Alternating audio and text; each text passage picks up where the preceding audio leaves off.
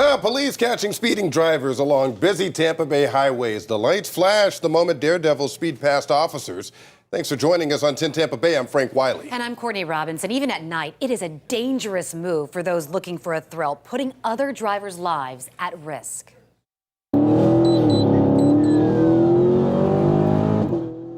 And police continue to catch these drivers racing at dangerous speeds.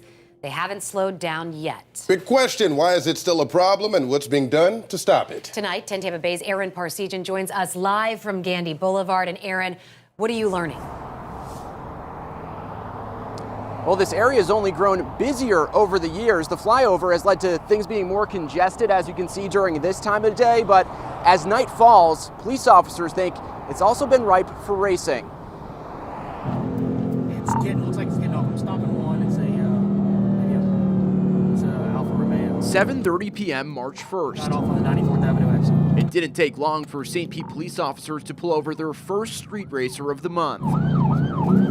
They say this guy passed officers going over 90 miles per hour alongside another car. On a black sport bike, eastbound Gandy.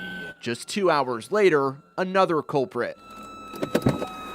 This time on a motorcycle. Now with the overpass, you go from the bridge all the way to the interstate.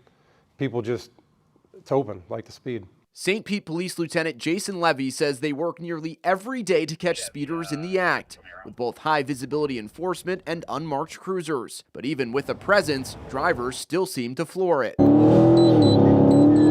Sometimes the officers have been engaged thinking that they're going to race them back, and they end up finding out it's the police.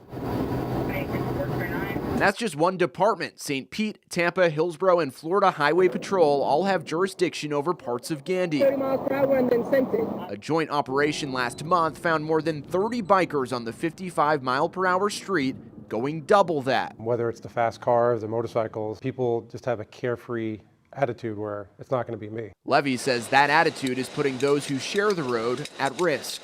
Anytime you have speed, it just exponentially makes things dangerous, especially with a crash. You have people, families coming from the airport, going to the beach, coming home from work, going to work. It's dangerous. Yeah, and these agencies all coordinate to make sure there's a presence here every day, but they can't be here 24/7. So if you see anything reckless while you're driving, make sure to call the cops. Oh, Aaron, that video makes your blood pressure spike. Lawmakers just passed a proposal for stricter penalties when it comes to things like this. Yeah, racing is clearly an issue all over the state, and now the governor could sign this bill that would essentially up fines and even up some offenses from misdemeanors to felonies for people that take part in either racing or what's so-called street takeovers. We'll follow that bill to see what happens with it in the coming days. For now, live in St. Petersburg, Aaron Parsegian, 10 Tampa Bay. Aaron, thank you.